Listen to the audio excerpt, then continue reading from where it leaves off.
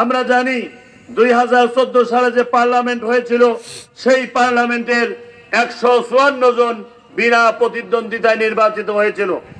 ইউরোপীয় ইউনিয়ন, জাতিসংঘ, Britain, America যখন তৎকালীন শেখ হাসিনাকে জিজ্ঞাসা করেছিল আপনার দেশের সংবিধানে আছে জনগণের প্রত্যক্ষ ভোটে পার্লামেন্ট নির্বাচন হবে, 300 আসনের পার্লামেন্টে 154 জন যদি বিনা প্রতিদ্বন্দ্বিতায় হয় তাহলে তো গণতন্ত্র রক্ষা হলো না।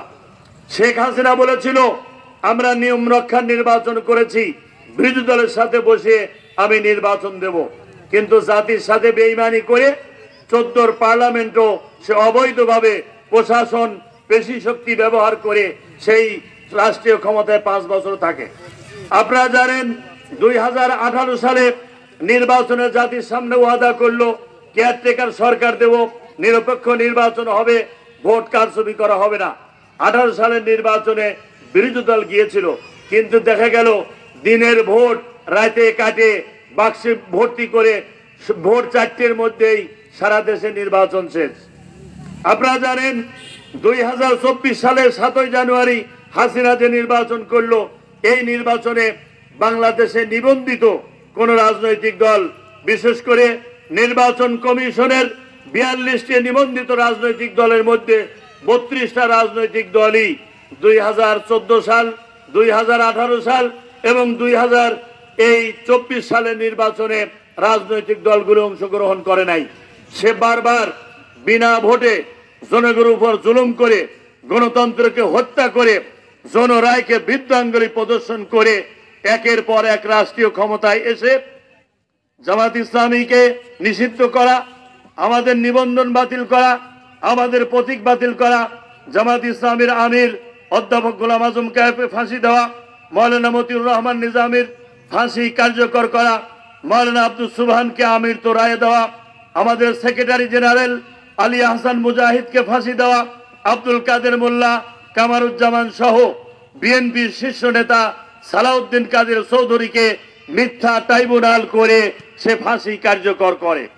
সংগ্রামী পাবনাবাসী, হাসিনার জুলুম যদি আমরা আলোচনা করি, হাসিনার 16 বছর 7 মাসের শাসন, জুলুমের শাসন, নির্যাতনের শাসন, অবৈধ শাসন, গণতন্ত্র হত্যাকারীর শাসন, রাজনৈতিক দলকে নিষিদ্ধ করার শাসন, আলেম ওলামাদের উপর জুলুম করার শাসন, এমনকি এই দারুল আমান ট্রাস্টে বিগত 30 বছর যাবৎ তাফসির মাহফিল হয়ে আসছে।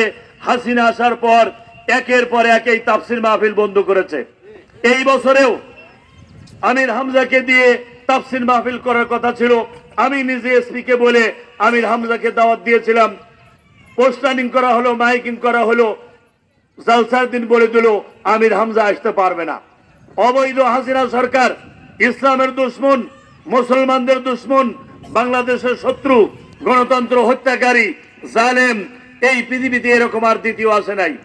আপনারা জানেন তার শাসনে জামাত ইসলামীর সাবেক আমির অধ্যাপক গোলাম আজম মারা যাওয়ার পরে তার ছেলে ব্রিগেডিয়ার জেনারেল মামুন আল আজমিকে আয়না ঘরে নিয়ে যায়।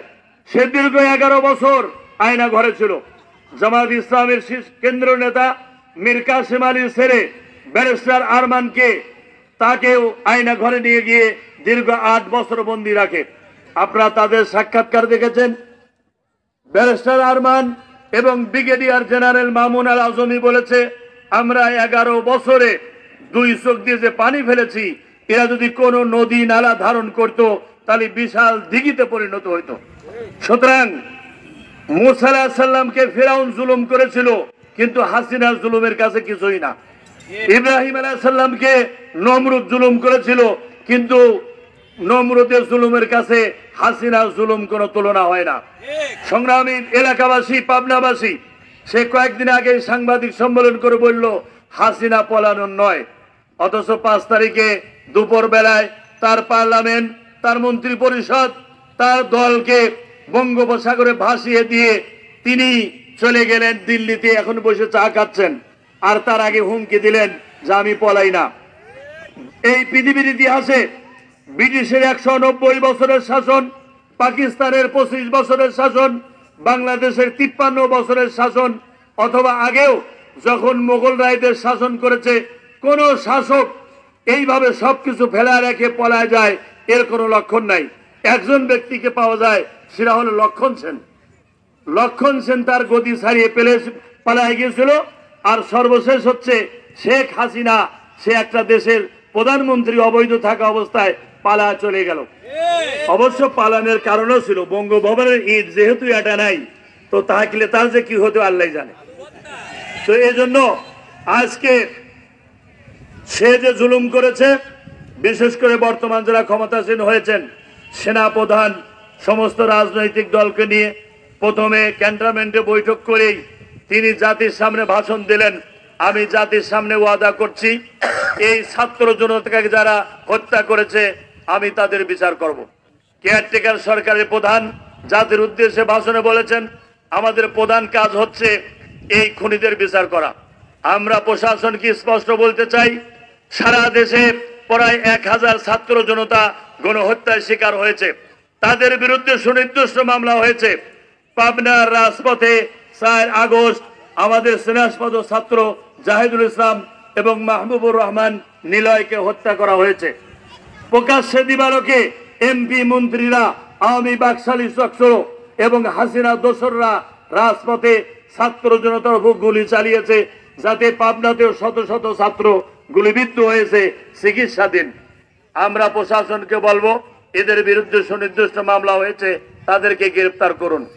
এখন যদি বলেন আসামি পাওয়া যাচ্ছে না, এখন যদি বলেন খুঁজে পাচ্ছি না, তাহলে গত বছর 15ই আগস্টে আমরা দারুর রহমান ট্রাস্টে যখন আল্লামা দেলোয়ার হোসেন সাইদির গায়েবানা জানাজা পড়লাম, 24 ঘন্টার মধ্যে আপনারা 173 জন গ্রেফতার করলেন। তখন বাদী পালেন কোথায়? তখন আসামি কিভাবে খুঁজে বের করলেন? আমরা যখন গত বছরে 28শে অক্টোবরে শাপলা চত্বরে জামাতের মহা সমাবেশে যখন গেলাম, ফেরার পথে বাসের থেকে শুরু করে 24 ঘন্টার মধ্যে পাবনা জেলায় ইসলামী ছাত্র শিবির এবং জামাত ইসলামের 273 জন নেতা কর্মীকে আপনারা গ্রেফতার করলেন। সুতরাং আওয়ামী লীগ কারা করে? আওয়ামী লীগের তালিকা প্রশাসনের কাছে আছে। এদেশে তারা যারা গণহত্যা চালিয়েছে, যারা গণতন্ত্র হত্যা করেছে, যারা মানবাধিকার লঙ্ঘন করেছে, যারা নির্বাচন কমিশনকে ধ্বংস করেছে, জনগণের ভোট অধিকার হরণ করেছে, দেশের বিচার ব্যবস্থা ধ্বংস করেছে, অর্থনীতিতে লক্ষ লক্ষ নয়, কোটি কোটি নয়, হাজার হাজার কোটি টাকা এ বাংলাদেশের জনগণের টাকা বিদেশে নিয়ে যারা ইউরোপ, আমেরিকায়, মালয়েশিয়ায় বেগমপাড়া বানিয়েছে, তাদেরকে বিচার করতে হবে, এটা জনগণের দাবি। সুতরাং আগামী দিনে প্রশাসনকে বলবো, এদেরকে গ্রেফতার করে শাস্তির ব্যবস্থা করুন। আর পাবনাবাসীকে সর্বশেষ যে আহ্বান জানাতে চাই, আগামী দিনে এই দেশে কেয়ারটেকার সরকার আছে, এই সরকারের অধীনে জাতীয় নির্বাচন হবে।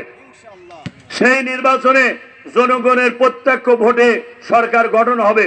জামাত ইসলামী বাংলাদেশ ন্যায় এবং ইনসাফ ভিত্তিক সমাজ প্রতিষ্ঠার জন্য সেই নির্বাচনে অংশগ্রহণ করবে।